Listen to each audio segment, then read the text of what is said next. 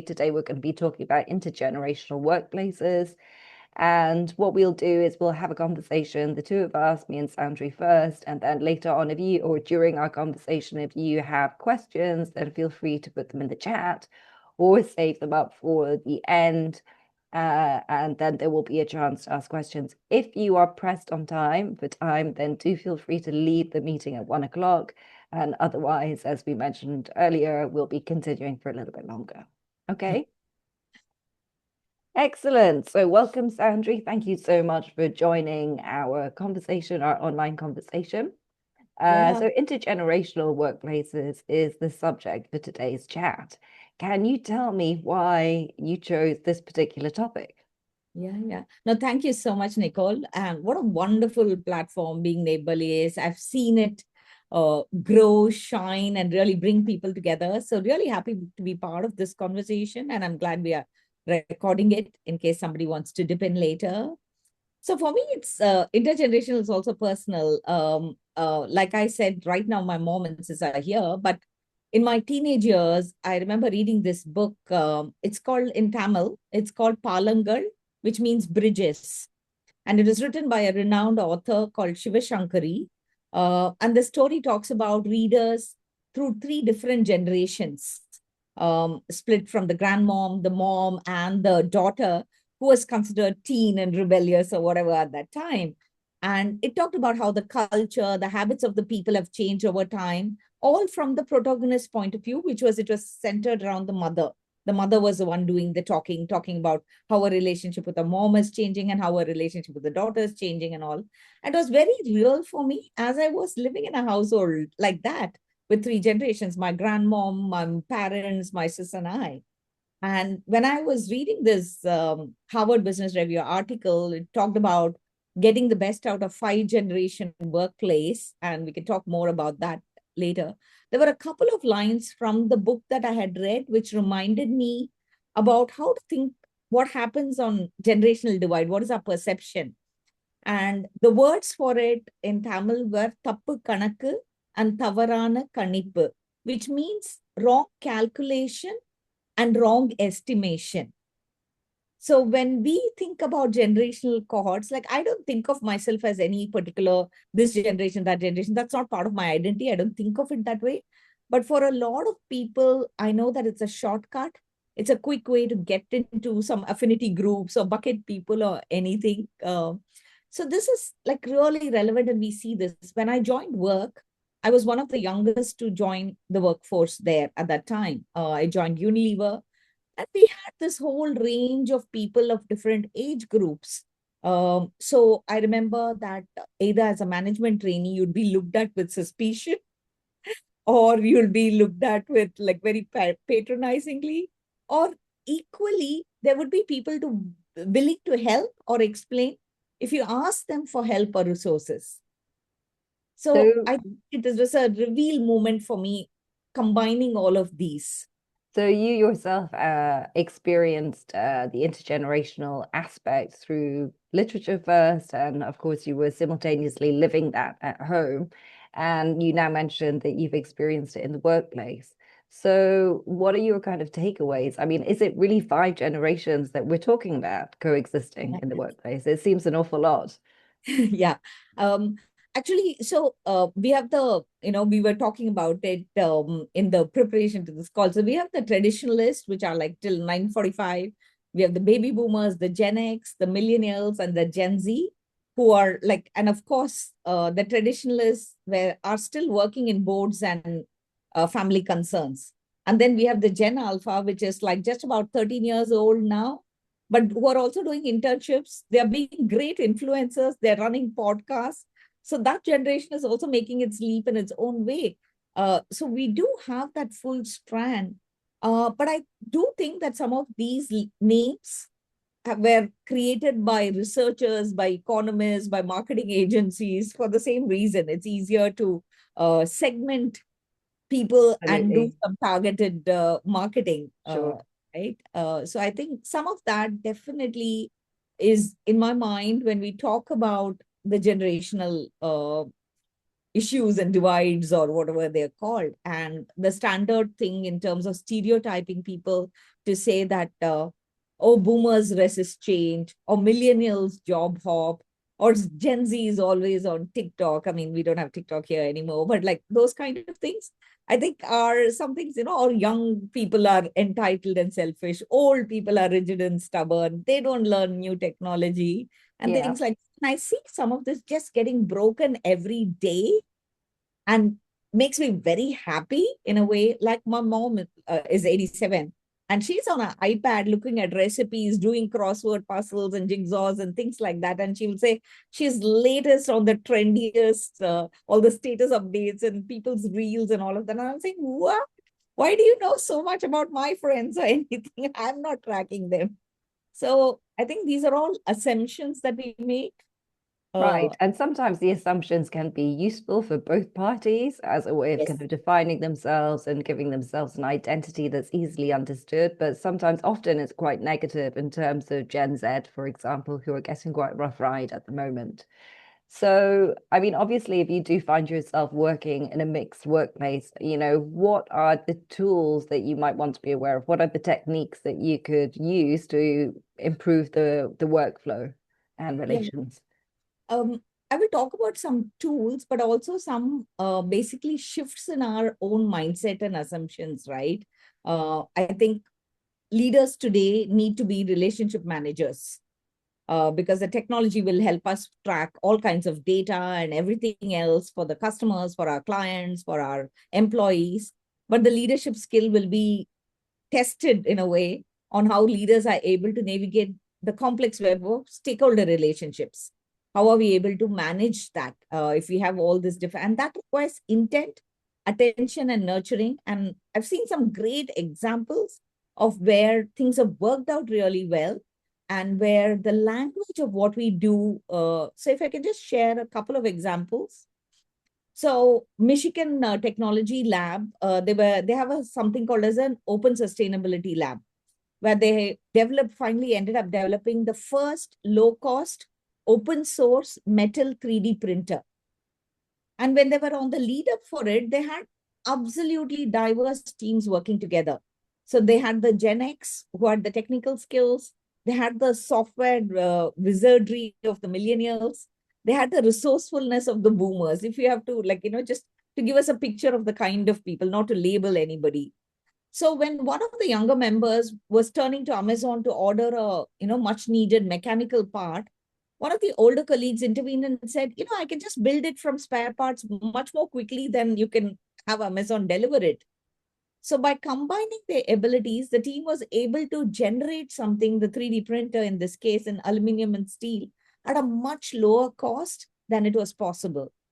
So I see a lot of hope when this happens.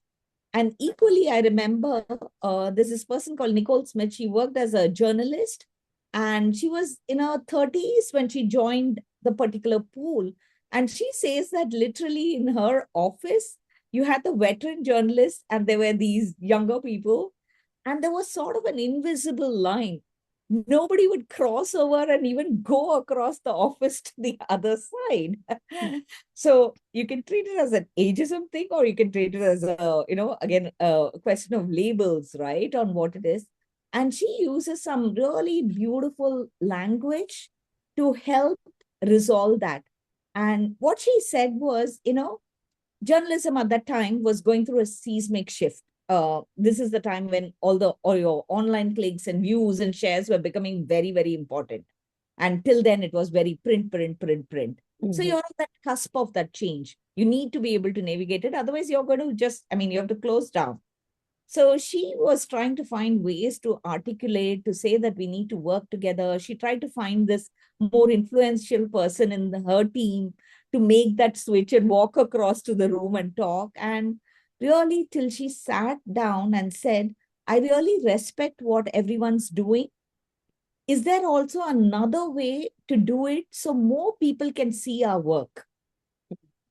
That sort of opened that language, open communication, sort of opened. It still did take some time for somebody to cross that invisible divide. But once this influential person started doing it, like magic, everybody started following suit. And that barrier was breached. So this is a very positive kind of example. So it seems that you are hopeful and that you believe that these are things that people should be aware of, first of all, and also to adopt in their workplace. So you've mentioned being open to change and respecting other people, regardless of if they are in a different generational band. But on a more kind of micro level, what are the things that we should be looking at? Yeah, yeah. I think one, don't make any decisions based on somebody's membership to a particular age group. Make decisions based on the person sitting in front of you, the kind of conversations that you are having. What can they do? What do they want to do? Not on perceptions. Right. Now, if we actually think about it, let's for just for a example, let's say, Nicole, you and I are the same age group, let's say. But we don't have to be doing the same things, right? There are differences within a generation as well. Our Absolutely, interests are yes. different, our attitudes are different, our life stages could be different. Whether you're a parent of a child or not, whether you're a parent of a furry friend or not, whether you have somebody in your life that you're doing caregiving for. So depending upon loads of different factors like this, there's difference in a generation itself. Yes. So differences are not just intergenerational, it's between people. Yes. So really anchoring our mind to moving beyond those labels, questioning our assumptions, and then adjusting our lens. So how do I take advantage of diversity of thought? How Okay. do we embrace mutual learning in the workplace? I mean, you've talked in the past about a unifying factor being motivation. So using motivational tools to actually encourage people to, cultivate a team spirit, so to speak. Yeah. And normally work is actually work and having a common goal. It's Yes. a great way to work forward. And that's where I see things like reverse mentoring, things like creating shadow boards are really important. And again, I've seen this happen if we are open to taking those conversations and having those discussions. So just for like everybody to be on the same page, a shadow board in an Yes. organizational context is a group of non-executive employees who work with senior executives on strategic initiatives. So it is initiative based. So that's your common goal. That's the purpose. That's the collab part that's working. And typically, this would be people who are younger in the employees in the organization who come together and they advise the management on key topics. It could be on company culture, it could be on product marketing, it could be on trends in technology, sustainability efforts, and so on and so forth. So it's really intended to leverage the younger generation and to diversify the perspective that the executives might be exposed to. And I And I, suppose that inversely, if you were kind of a younger company, a startup, for example, you might also be interested in a shadow board of older members too. yeah, yeah.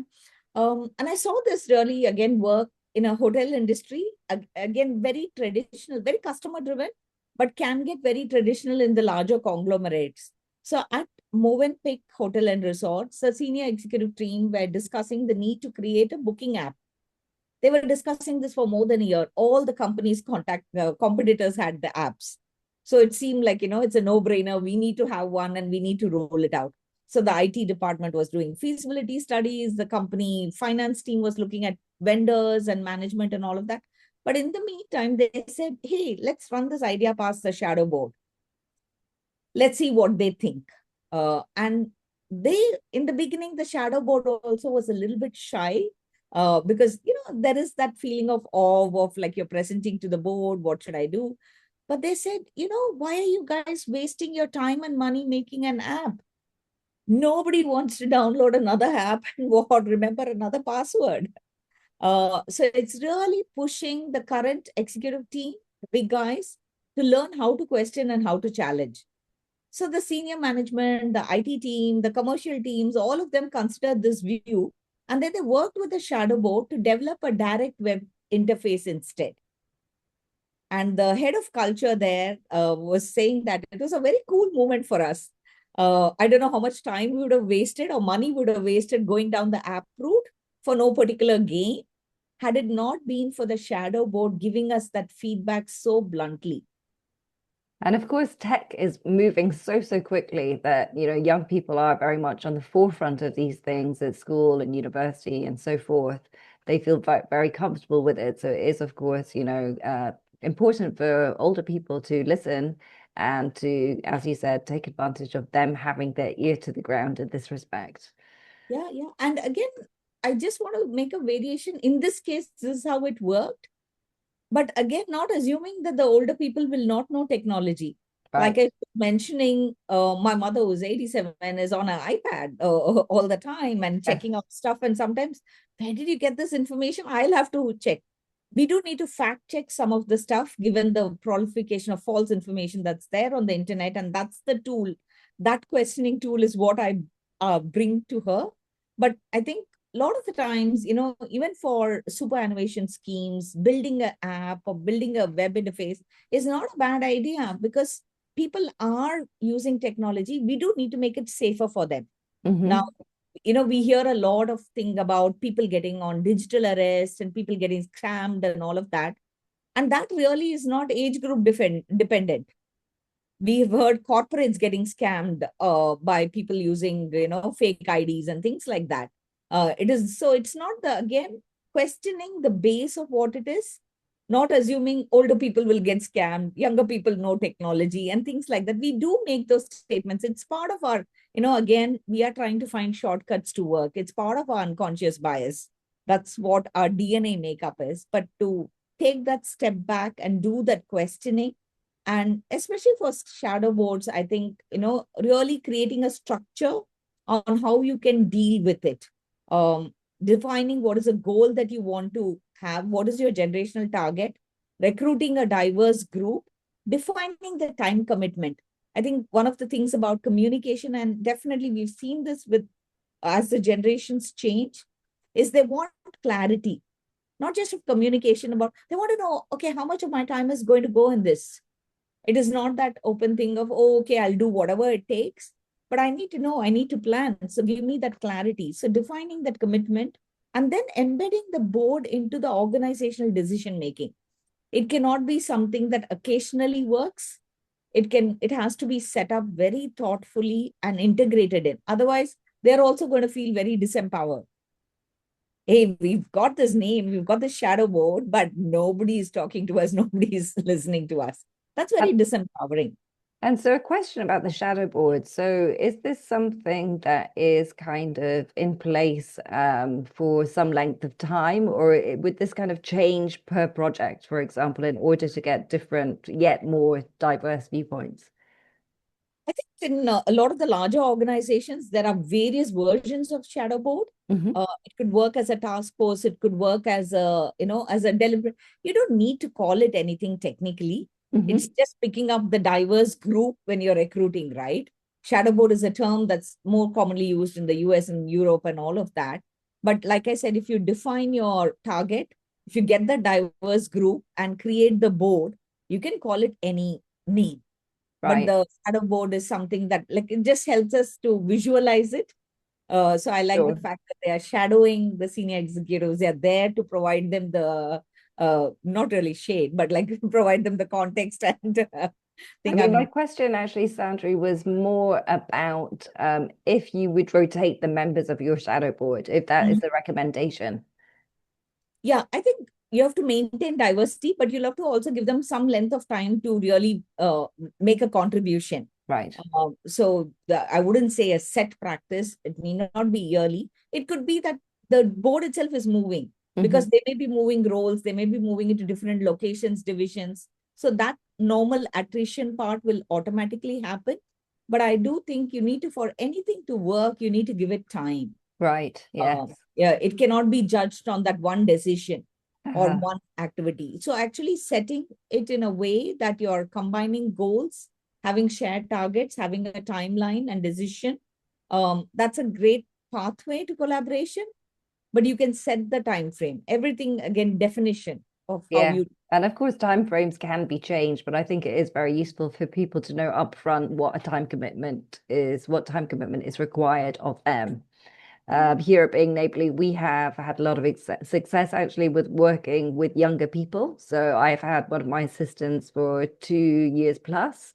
And I think actually, in terms of also my time, I think it is better to take people on at least for 3 months. That's my preference. Because otherwise, I think by the time I've explained everything about how we work, then the time is up. Yeah, absolutely. And I've seen it like we've worked together for, with the Empower, the other hat that I wear, and Being Neighborly.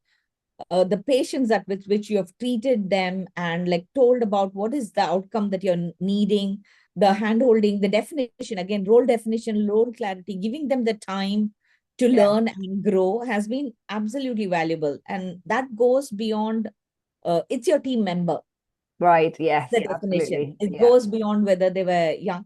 I mean, and to that extent, I think today we are living in what is called 100-year life. People are living longer. There are, of course, organizational structures in terms of retirement ages and all of that. There is also all that ageism that's happening on the other side.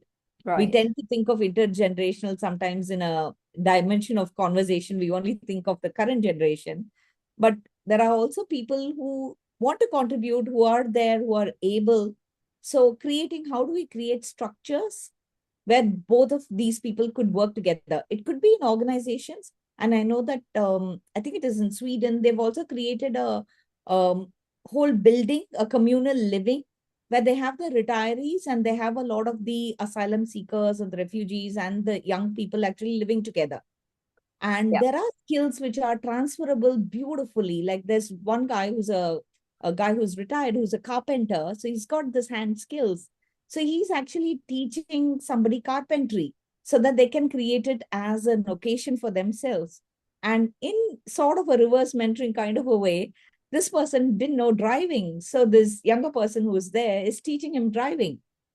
So it's, I think, a Absolutely. beautiful blend of skills sharing that happens.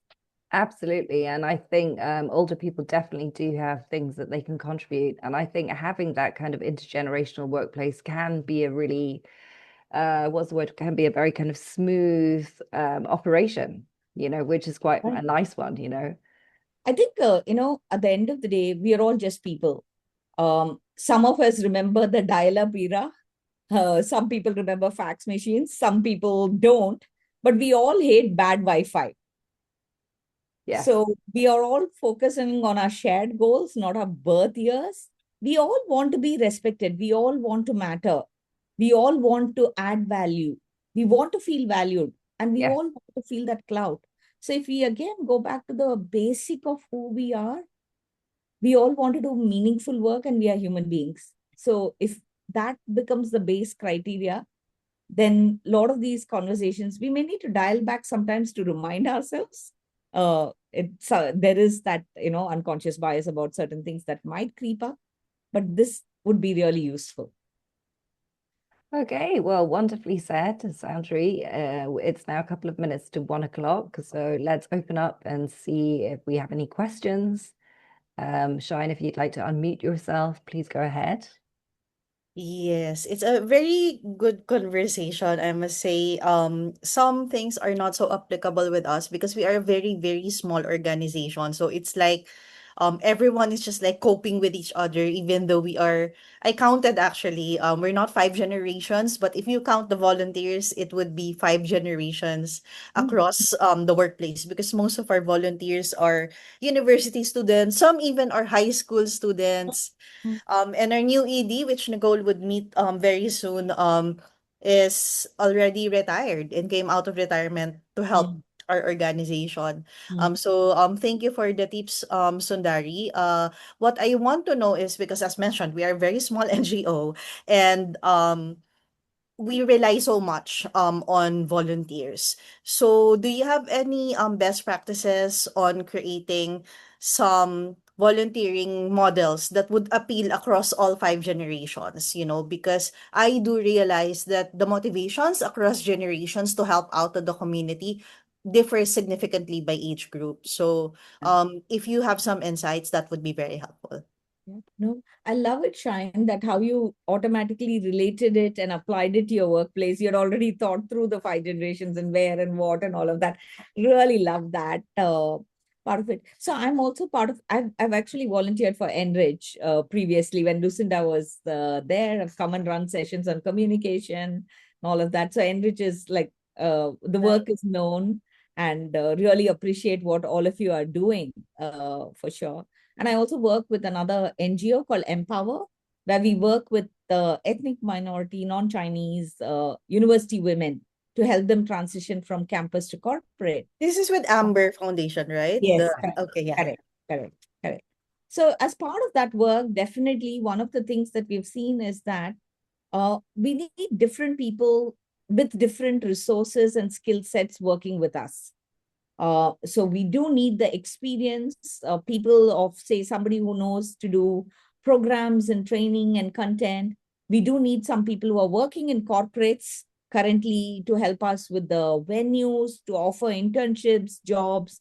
We also need some people that the young women in our program can relate to. So even our exco, where we have like 8, 9 of us, we are very diverse there. It's not just the skill sets, of course, there is diversity of skill sets because each of us have coming from different walks of life. We have our day jobs and we are volunteers there. But it's also, there is age diversity for sure, without naming ages and naming people. That's there. And I think that has really brought us to stay relevant to the people that we serve. Ultimately, we are all in the service industry. Whether I'm in my corporate role serving my clients or in my NGO role serving, there's an audience that we are serving. So we need to match that in way. So I think for you, and just like how it is for us at Empower as well, is having different options and for people to be able to come in at different points. There is no one volunteer route, right? Like you will have your, I know that you have your trainers who come and do workshops in the weekend. There'll be short workshops. You have in-house trainers. You'll have consultants who are trainers.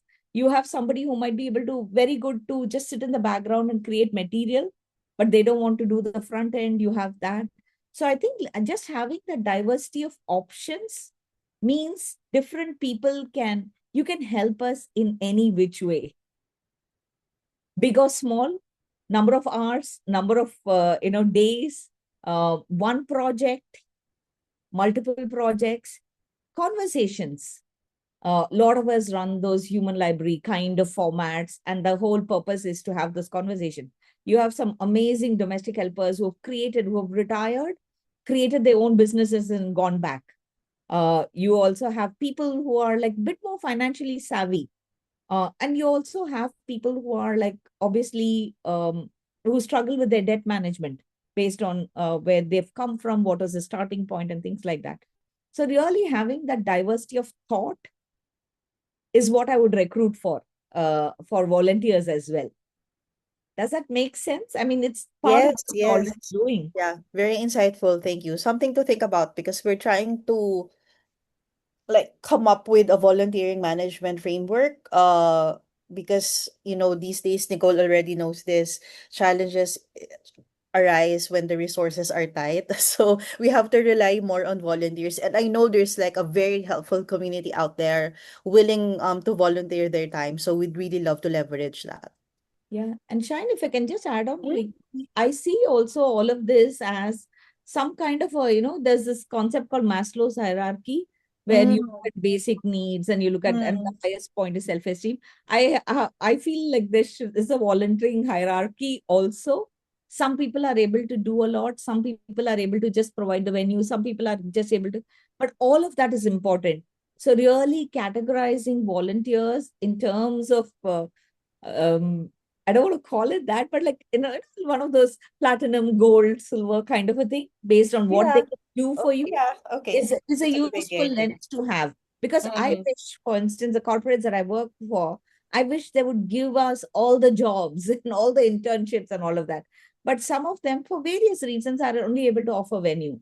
Some of them, for some Right. other reason, are able to offer a mentor to come in. And I think we need all of that. Mm-hmm. Thank you. Absolutely. Thank you, Yeah, Soundari. I think Lovely. so too. And I think Being Neighbourly, what I try to do when I interview people is to really find out what their interests are, because I think it is a kind of two-way street. And I think if you can establish what they want to actually do beyond you, it can be quite satisfying and quite kind of productive to place someone like that in your organization. Yeah, for sure. And you've had some great experience on that at Being Neighborly. So, Absolutely, yeah. So we've had, I mean, I have 3 assistants at the moment, actually, 2 paid and 1 volunteer. And in the past, we've also liaised with Hong Kong U, Department of Sociology, to have people over. So I had a mainland speaking assistant. So with that particular assistant, I traveled a lot to the mainland. So I think that's a very good example of kind of, finding the right project, the right fit for the person. Mhm. And I do see that, I mean, sometimes people tend to think of some of these things as trends, but they're not trends. They are just a level of complexity. It is important that while there are it's got great statistics and implications, but you'll have to adapt, just be agile in the way you communicate and influence and how you ask people to do things. And if you're able to do that, then you can be more productive, you can be more collaborative, you can work well together for sure. Excellent. Shine, do you have any other questions at all? Or no, All good. Soundari, do you have any Learned a questions? lot. Or Thank Shine or you. anyone else? No, I think it's been a really great for me. Even just talking about it has made me introspect and has put that thought more to my forefront. We do get that, labeling effect, which happens sometimes. We don't intend to, but it happens. But I think it's like also just being mindful about treating people as people. Sounds Right. simple, but possibly difficult. Yeah, no, I think that if you do respect people, then I think they tend to meet your standards, and I think if you don't, then they often are just not motivated to work for you at all. So, Yeah. okay, so wonderful. On that note, let's maybe end. So thank you so much, Soundri, for being our speaker for today. And it's absolutely wonderful that you could share this insightful topic with us. And we look forward to welcoming you again on another occasion. No, thank you for creating the platform for people to come and have these conversations, right?